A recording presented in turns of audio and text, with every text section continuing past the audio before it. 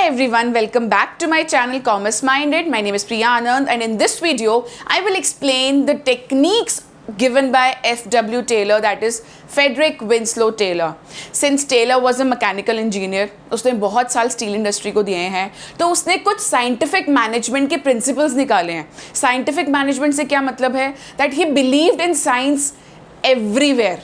He believed in science. उसने बोला कि सारे पूरे ऑर्गेनाइजेशन में जितने भी मेथड्स हैं सारे सबके साइंटिफिक एनालिसिस करो और एक ऐसा स्टैंडर्ड मेथड, एक बेस्ट मेथड चूज करो जो पूरे ऑर्गेनाइजेशन में फॉलो हो. So that is why he concentrated, he focused on scientific analysis of each and every activity done in any type of organization. So he was F.W. Taylor. He was different from Henry Fayol. Henry Fayol ने हमें administration के principles of management क्या, और he was known to be the father of principles of management. उसने administration के principles दिए हैं और यहाँ पे उसने shop floor level के principles दिए हैं. Shop floor मतलब factory level के, जहाँ पे managers और workers के बीच में interaction होता है. तो उनके कौन कौन से principles हैं और principles के साथ साथ F.W. Taylor ने हमें टेक्निक्स भी दिए हैं. Why? Because he believed in scientific management. He believed in thorough investigation of each and every activity conducted in the organization. So he says, मैं कुछ principles दूंगा और कुछ टेक्निक्स दूंगा. प्रिंसिपल्स मैंने ऑलरेडी समझा दिए अपनी लास्ट वीडियो में, और अगर आपने वो नहीं देखी है तो उसका डिस्क्रिप्शन आपको उसका लिंक आपको डिस्क्रिप्शन सेक्शन में दिख जाएगा और ऊपर आपको राइट हैंड साइड पे भी आपको दिख जाएगा उसका link. So let's get started with the techniques of F.W. Taylor. सबसे पहले मैं बात करूंगी फंक्शनल फोरमैनशिप की. अब यहाँ पे हर चीज़ का मीनिंग उसके नाम से ही होता है. Who are foreman? सबसे पहले फोरमैन कौन होते हैं? फोरमैन कौन होते हैं हमने मैनेजमेंट में ऑलरेडी पढ़ा हुआ है. He is the one who comes under the lower level management. हमारे पास टॉप लेवल है, मिडिल लेवल है, देन लोअर लेवल है. लोअर लेवल को हम सुपरवाइजरी लेवल भी कहते हैं. तो ये जो फोरमैन होते हैं ये लोअर लेवल में आते हैं और आई वुड से जितने भी वर्कर्स फैक्ट्री में काम कर रहे होते हैं उसकी रैंकिंग सबसे हाईएस्ट होती है. ठीक है. और इनका रोल क्या होता है? ये प्रोडक्शन डिपार्टमेंट में प्लानिंग और एग्जीक्यूशन में काम आते हैं. प्लानिंग करने में और उनकी प्लानिंग को इम्प्लीमेंटेशन करने के काम आते हैं. तो यहाँ पे इस वाली टेक्निक में टेलर ने हमें फोरमैन का रोल एक्सप्लेन करा है, उनके फंक्शंस के बारे में बोला है. तभी उसने बोला, नाम दे दिया फंक्शनल फोरमैनशिप, कि फोरमैन का क्या फंक्शन होता है एक प्रोडक्शन डिपार्टमेंट में. उसके टेक्निक, उसमें ही एक पूरी टेक्निक बना दी टेलर ने. ठीक है. Taylor concentrated on improving the performance of role in factory, since उसका एक बहुत बड़ा रोल है फैक्ट्री में. ठीक है. अब ये वाला टेक्निक क्यों बनाया उसने? ताकि वो एक फोरमैन का एक रोल इम्प्रूव कर सके, ताकि वो अच्छे से प्लानिंग कर सके और अच्छे से उसकी इम्प्लीमेंटेशन कर सके. Now here this technique is the extension of the principle division of work given by Henry Fayol. वो क्या कहता था कि वर्क को डिवाइड कर दो डिफरेंट पार्ट्स में और उन डिफरेंट पार्ट्स को एक स्पेशलाइज्ड पर्सन परफॉर्म करेगा who has the skill of performing those particular for performing a particular task. तो यहाँ पे ये क्या कहता है कि फोरमैन जैसे कि हेड कहलाता है, मैनेजरियल रोल है उसका. ठीक है. वो एक नहीं होना चाहिए. वो कहता है there has to be 8 foreman. तो यहाँ पे मैन की जगह मैन हो जाएगा, फोरमैन. ठीक है. वो कहता है कि यहाँ पे 8 फोरमैन होने चाहिए एक प्रोडक्शन डिपार्टमेंट में, और उसने बाइफिकेट इस तरीके से करा है. 4 लोग जो होने चाहिए वो प्लानिंग के अंडर आने चाहिए और बाकी के 4 एग्जीक्यूशन कह सकते हो, इम्प्लीमेंटेशन, प्रोडक्शन कह सकते हो. एग्जीक्यूशन को हम प्रोडक्शन भी कहते हैं. तो वो कहता है कि सारी क्वालिटीज़ हमें एक फोरमैन में नहीं मिल सकती. आप सोचो, एक बंदे के पास टेक्निकल नॉलेज भी हो, प्लानिंग नॉलेज भी हो, सब कुछ ऑल इन वन हमें एक दिमाग में नहीं मिल सकती. हमें हर एक बंदे की उसकी कॉम्पिटेंसी जज करनी है कि वो किस चीज़ में परफेक्ट है और उसी के अकॉर्डिंग उसको उस डिपार्टमेंट में डालना है. तो अगर किसी के पास टेक्निकल मास्टरी है, टेक्निकलिटी है उसके दिमाग में, तो उसको प्लानिंग में डाल दो, उस फोरमैन को. 4 फोरमैन को उसी में डाल दो. और जिसके पास गुड हेल्थ, एनर्जी बहुत अच्छी है, तो वो इम्प्लीमेंटेशन या फिर एग्जीक्यूशन या प्रोडक्शन डिपार्टमेंट में आ जाएगा. तो उन 4 को इस तरीके से डिवाइड की जाए. 8 फंक्शनल फोरमैन होने चाहिए और उन 8 को 4 में बाइफिकेट कर दिया. इस वाली टेक्निक में बच्चों को बहुत कन्फ्यूजन आती है, तो अच्छे से सुनना. ठीक है. This technique is the extension of the principle division of work. अब 4 उसने बाइफिकेट किस तरीके से करा? सबसे पहला बोल दिया एक card clerk. Then route clerk, time and cost clerk and discipline clerk, disciplinarian boss कह सकते हो। अब कार्ड क्लर्क कौन होता है? जो वर्कर्स के लिए इंस्ट्रक्शंस ड्राफ्ट करे कि किस तरीके से क्या होएगा हमारे डिपार्टमेंट में, वो वाले इंस्ट्रक्शंस जो हैं वो कौन ड्राफ्ट करेगा? Card clerk. Route clerk, route बताने के लिए कि कौन से रूट ऑफ प्रोडक्शन से हम स्टार्ट करें। टाइम एंड कॉस्ट क्लर्क क्या करेगा? जो टाइम एंड कॉस्ट शीट बनाने में हेल्प करेगा या टाइम एंड कॉस्ट शीट बनाएगा, वो आ जाएगा time and cost clerk. Disciplinarian, नाम से पता चल रहा है, जो रिस्पॉन्सिबल होगा discipline of the production department की, कि हर चीज़ डिसिप्लिन से हो रही हो हमारे ऑर्गेनाइजेशन में। नेक्स्ट वी हैव एग्जीक्यूशन में we have number 1 speed boss. Speed boss से नाम से ही पता चल रहा है, जो टाइमली प्रोडक्शन में काम आएगा, जो ये देखेगा कि हमारी जो नंबर ऑफ़ यूनिट्स हमें ऑर्डर दिया हुआ है क्या उसकी टाइमली प्रोडक्शन हो रही है या नहीं हो रही, हम टाइमली अपना टारगेट अचीव कर रहे हैं या नहीं कर रहे। गैंग बॉस क्या होएगा? जितने भी हमारे टूल्स एंड मशीन्स हैं रेडी हो जिस टाइम पे हमें यूज़ करने हैं। रिपेयर, जितने भी टूल्स एंड मशीन्स हमें प्रोडक्शन के लिए चाहिए वो उसको रिपेयरिंग में काम करेगा। इंस्पेक्टर कौन होता है यहाँ पे? इंस्पेक्टर वो होता है जो क्वालिटी चेक पे ध्यान देता है, जो ये देखेगा कि हमारे प्रोडक्शन की क्वालिटी तो नहीं गिर रही, अच्छी क्वालिटी तो है। So these are the 4 execution bosses and these were the 4 planning bosses. He says उन 8 को 4-4 में डिवाइड कर दो, एक प्लानिंग में और एक एग्जीक्यूशन में, 4 प्लानिंग में 4 एग्जीक्यूशन में। So that was functional foremanship, जहाँ पे टेलर ने फोरमैन के फंक्शंस के बारे में डिस्कस किया है, उनके रोल के बारे में डिस्कस किया है। That's it. Next we have standardisation and simplification of work. Here standardisation का क्या मतलब है? कि हम किसी चीज़ का स्टैंडर्ड बना रहे हैं, एक quality. For example we are dealing in production of let's say lunch boxes, plastic के लंच बॉक्सेस प्रोड्यूस कर रहे हैं, तो उस प्लास्टिक की क्वालिटी भी एक ए ग्रेड की होती है, बी ग्रेड की होती है, सी ग्रेड की होती है। तो अगर मैंने सोचा कि मेरी फैक्ट्री में ए ग्रेड की प्लास्टिक यूज़ होगा तो दैट इज़ माई स्टैंडर्डाइजेशन। मैंने एक बेंचमार्क क्रिएट कर दिया कि ग्रेड ए की क्वालिटी ऑफ प्लास्टिक ही यूज़ होगी लंच बॉक्सेस बनने में, बी और सी की नहीं होगी। So that is my standardisation, कि मैंने एक चीज़ को फिक्स कर दिया कि ग्रेड ए की प्लास्टिक यूज़ होगी मेरे लंच बॉक्सेस बनाने में, बॉटल्स बनाने में, कुछ वाटर बॉटल्स बनाने में, कुछ भी बनाने में। So that is my standardisation. And you have to develop 1 best practice. एक बेस्ट प्रैक्टिस डेवलप करनी पड़ेगी जो थ्रू आउट ऑर्गेनाइजेशन करेंगे। री इंजीनियरिंग स्टैंडर्डाइजेशन का पार्ट है, काइजन स्टैंडर्डाइजेशन का पार्ट है। Kaizen means continuous improvement, improve करते रहो, वो भी स्टैंडर्डाइजेशन का पार्ट है। बेंच मार्किंग स्टैंडर्डाइजेशन का पार्ट है। तो इसका क्या मतलब है, इसका क्या इंपॉर्टेंस होती है कि हमने एक प्रोडक्ट को रिड्यूस कर दिया एक फिक्स्ड लाइन ऑफ प्रोडक्ट से, ठीक है, एक एक्सीलेंस, एक standard of excellence and performance of main create कर दिया कि ऐसी क्वालिटी बनेगी कि वो हमारे स्टैंडर्ड जैसी होएगी और जितने भी वर्कर्स काम कर रहे होंगे वो उसी ही क्वालिटी की प्रोडक्शन करेंगे। Then obviously it serves as interchangeability, ठीक है। So that's all for standardisation. आगे बोला है उसने standardisation and simplification of work. Simplify का क्या मतलब होता है? माइनस करना।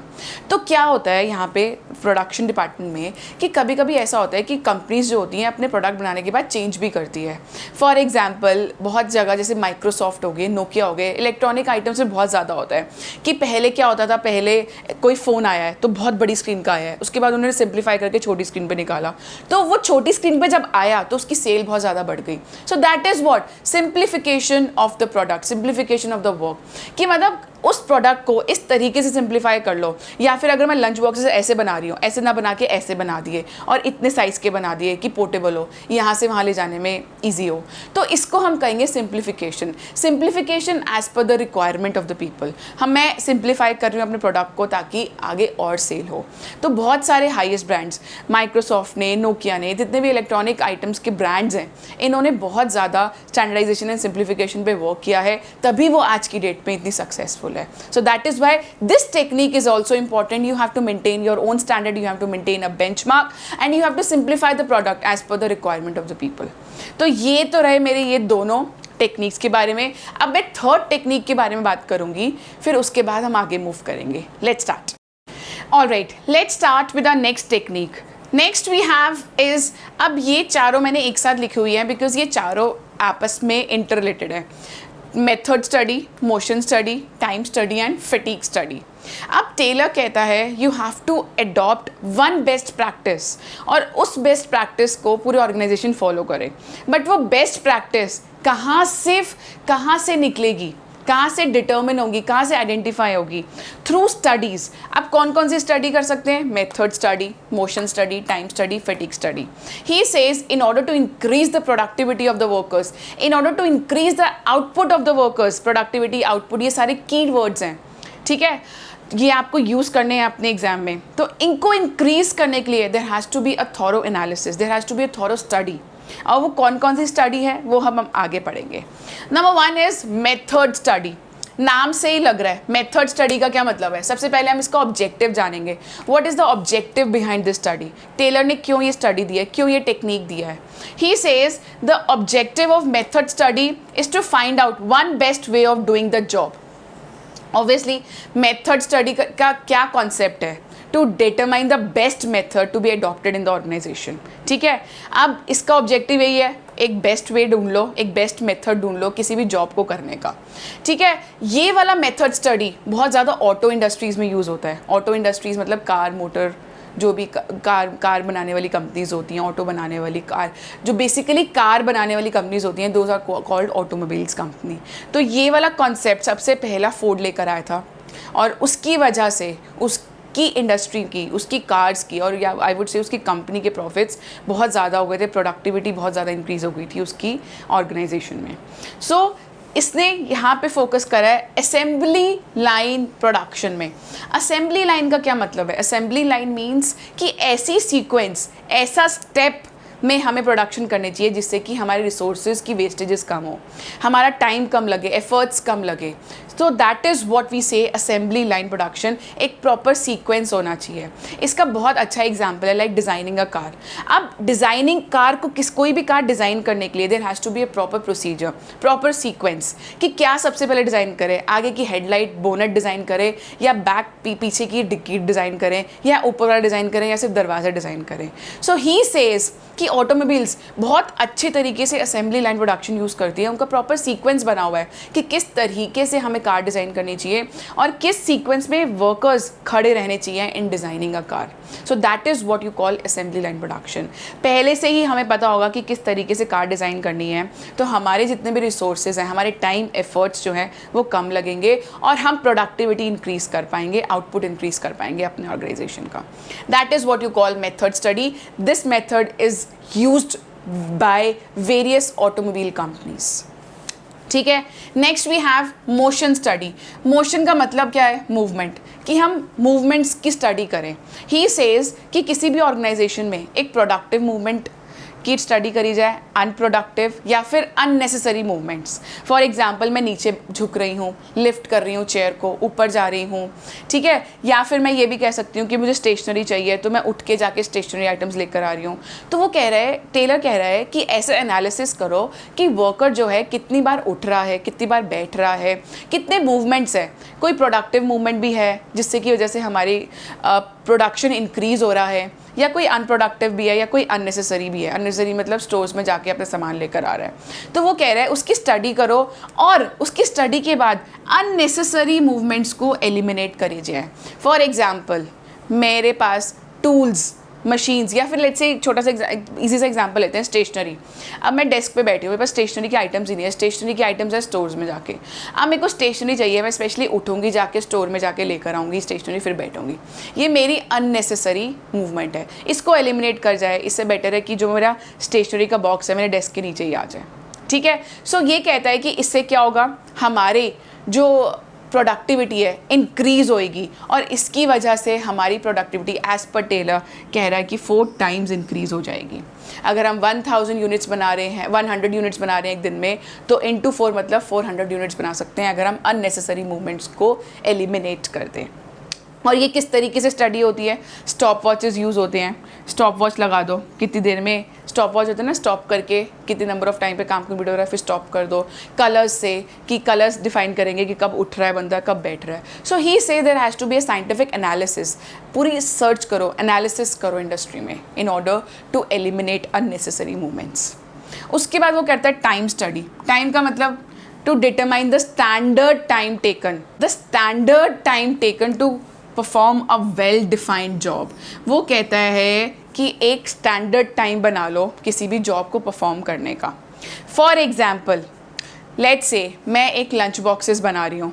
अगर मैं 1 आवर में एक वर्कर एक लंच बॉक्स क्रिएट करता है, ठीक है, तो 8 आवर्स में कितना करेगा? 1 into 8 इज 8 लंच बॉक्सेस. और अगर मैं 1 घंटा रिड्यूस भी कर दूँ लंच का, तो एक दिन में 7 लंच बॉक्सेस एक वर्कर बना सकता है. ठीक है, that is a hypothetical example. ठीक है, तो 7 लंच बॉक्सेस एक वर्कर एक दिन में बना सकता है. तो this is a standard time. ठीक है, और ये आपको जानने में काम आएगा. बाय चांस किसी वर्कर ने 8 लंच बॉक्सेस बना दिए तो उसको एक्स्ट्रा इंसेंटिव्स देने के काम आएगा. तो ये टाइम स्टडी किस लिए करा जाता है? To know the number of workers to be employed in your organisation. उनके इंसेंटिव्स, उनके बोनस डिसाइड करने के लिए ये टाइम स्टडी किया जाता है कि लेट्स से अगर कोई 8 लंच बॉक्सेस बना रहा है तो ऑब्वियसली उसने एक्स्ट्रा कुछ करा तो उसको एक्स्ट्रा इंसेंटिव मिलेगा. ठीक है, last is fatigue study. Fatigue मतलब थका हुआ, इसकी स्टडी करना कि मतलब किसी भी वर्कर को, किसी भी एम्प्लॉय को प्रोडक्शन डिपार्टमेंट में कितने रेस्ट इंटरवल्स चाहिए. Obviously rest is required. अगर आप बहुत लंबा टाइम के लिए काम करते रहोगे तो ऑब्वियसली तुम्हारी प्रोडक्टिविटी इतनी ज़्यादा इंक्रीज़ नहीं होएगी. अगर आप छोटे छोटे रेस्ट इंटरवल्स में काम करोगे तो आप ज़्यादा 100% दोगे, ज़्यादा इंटरेस्ट से काम करोगे और क्या होगा? अल्टीमेटली प्रोडक्टिविटी इंक्रीज़ होगी. ऐसे ही मैं अगर आपके स्कूल की बात करूँ, आपको ब्रेक भी चाहिए होता है. आपके कुछ स्कूल्स में 2 ब्रेक्स होते हैं. फ्रूट ब्रेक भी होता है, लंच ब्रेक भी होता है. वाई? बिकॉज कॉन्स्टेंटली सारे पीरियड्स एक करके अगर पीरियड्स होते रहेंगे, पढ़ाई होती रहेगी 40-40 मिनट के, तो आप भी बोर हो जाओगे. आपका जो ग्रास्प करने की पावर है वो भी रिड्यूस हो जाएगी. ऐसे ही ऑर्गेनाइजेशन में होता है. It happens in organisations also कि वर्कर्स अगर बहुत लंबे टाइम के लिए काम कर रहे हैं, they won't be able to give highest productivity as compare to those who are given rest time by time.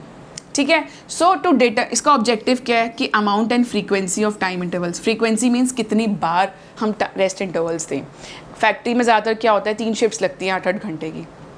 किस लिए? क्योंकि भैया लगातार कोई बंदा काम नहीं कर सकता. ठीक है, सो दैट इज़ द एग्जाम्पल कि अगर कोई भी बंदा काम कर रहा है, अगर उसको हम प्रॉपर रेस्ट इंटरवल रेस्ट दे रहे हैं तो इससे प्रोडक्टिविटी इंक्रीज़ होएगी. सो ये जितने भी स्टडी हैं, ये क्या कॉन्सेप्ट, इसका क्या आइडिया था टेलर के लाने के लिए? To increase the productivity increase करना. अगर आज 100 यूनिट्स प्रोड्यूस हो रही है तो हम ऐसा क्या करें कि 200-300 यूनिट्स प्रोड्यूस हो. तो इसलिए ये सारी स्टडी करी गई. That is why we say that he has given us the principles of scientific management. Scientific management mean हर एक चीज़ का बेस्ट तोड़ निकाल लो और उसी को फॉलो करो पूरे ऑर्गेनाइजेशन में. ठीक है, now we are left with only 1 technique, वो भी जल्दी से डिस्कस कर लेते हैं. Alright, let's start with our last technique of Taylor, that is differential piece wage system. मैं आपको एक बहुत आसान भाषा में समझाऊंगी. ठीक है, बहुत ही सिंपल कॉन्सेप्ट है, बट आई डोंट नो बच्चों को बहुत प्रॉब्लम क्यों आती है. सो नाम में ही लिखा है differential piece wage system. Wages क्या होता है जो हम अपने वर्कर्स को देते हैं पर डे के हिसाब से. सैलरी क्या होती है जो हम मंथली देते हैं. सो यहाँ पे उसने बात करी है differential piece wage system. He says कि डिफरेंट पीस वेज सिस्टम होना चाहिए. किस तरीके से डिफरेंट? वो कहता है कि किसी भी वर्कर को, W इज वर्कर, हम बाइफिकेट कर देते हैं. एक एफिशिएंट वर्कर एंड दूसरा इनएफिशिएंट वर्कर. जो एफिशिएंट वर्कर है मतलब उसने जितना भी काम कर बोला था वो उसने पूरा किया, that worker will be called as efficient worker. Inefficient कौन होगा? ऑब्वियसली जिसने अपना काम पूरा नहीं करा. तो उसने बोला इन वर्कर्स के बीच में एक डिफरेंट पीस वेज सिस्टम होना चाहिए. मतलब जो मैं वेजेस एफिशिएंट वर्कर को दे रही हूँ उतने वेजेस मैं इनएफिशिएंट वर्कर को ना दूँ. ये एक सीधा साधा कॉन्सेप्ट था पीस वेज सिस्टम का. डिफरेंट वेज एफिशिएंट वर्कर को, डिफरेंट वेज इनएफिशिएंट वर्कर को. अब मैं एक छोटा सा एग्जांपल देती हूँ जो आपके एनसीईआरटी बुक में भी गिवन है. लेट्स से मैंने बहुत सारी स्टडी से एक स्टैंडर्ड आउटपुट निकाला. ठीक है, स्टैंडर्ड आउटपुट मीन्स कि एक दिन में 10 यूनिट्स प्रोडक्शन हो सकती है एक वर्कर से.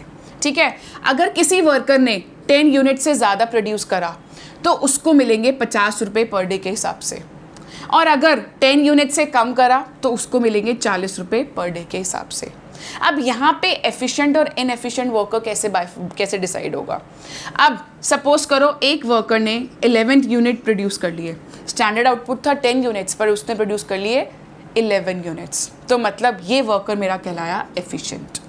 और एक दूसरा वर्कर था, वर्कर बी, उसने सिर्फ 9 यूनिट्स प्रोड्यूस करे, तो ये मेरा हो गया इनएफिशिएंट वर्कर। अब यहाँ पे देखिए, अगर जिसने 10 यूनिट से ज़्यादा प्रोड्यूस करने हैं उसके कितने रुपए हैं? 50 रुपये पर दिन के हिसाब से। तो जब मैं वेजेस निकालूंगी दोनों के वेजेस डिफरेंट निकलेंगे। कैसे? अब इसने 11 यूनिट्स प्रोड्यूस करे हैं और कितने रुपए मिलने थे? 50 पर डे के हिसाब से। 11 इंटू 50 इज़ ₹550। इसका पर डे का वेज हो गया 550 रुपये एक दिन का। ठीक है।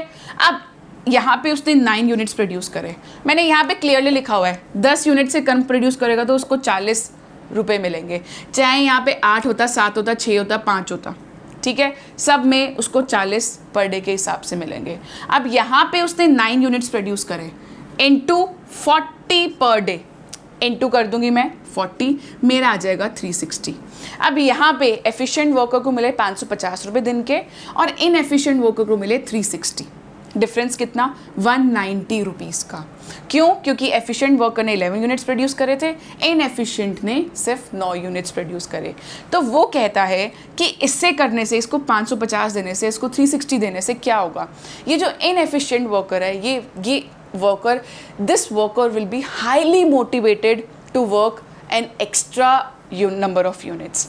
उसने देखा कि इसको तो 550 मिल रहे हैं, मुझे सिर्फ 360 रुपये मिल रहे हैं दिन के, तो मैं भी कर सकता हूँ। इससे क्या होगा? मोटिवेशन मिलेगा। अब वो नेक्स्ट डे आके वो भी 9 यूनिट से 10 यूनिट्स तक तो पहुँचेगा, कम से कम 10 से 11। जब उसको लगेगा कि हर एक वर्कर को डिफरेंट वेजेस मिल रहे हैं as per the performance of a particular worker, तो जैसी उसकी परफॉर्मेंस है उसके हिसाब से वेजेस मिल रहे हैं, तो जो इनएफिशिएंट वर्कर्स है वो प्रमोट होंगे, वो मोटिवेट होंगे कि हम भी ज़्यादा प्रोड्यूस करें। तो ये 190 रुपीज़ का जो डिफरेंस है वो इसमें मोटिवेशनल फैक्टर की तरह काम करेगा। सो ये रहा डिफरेंशियल पीस वेज कि डिफरेंट वेज सिस्टम हो, डिफरेंट वेजेस हो एज़ पर इनएफिशिएंट और एफिशिएंट वर्कर। एफिशिएंट के लिए ज़्यादा वेजेस, इनएफिशिएंट के लिए कम wages. So that's all for these techniques. I hope आपको ये टेक्निक्स समझ आ गई हों। अगर कोई भी डाउट है फिर भी do let me know in the comment section. और हाँ, मैंने इसकी और भी वीडियोस बनाई हैं, इससे पहले की वीडियोस जो हैं उनका लिंक भी आपको डिस्क्रिप्शन में मिल जाएगा। Thank you guys.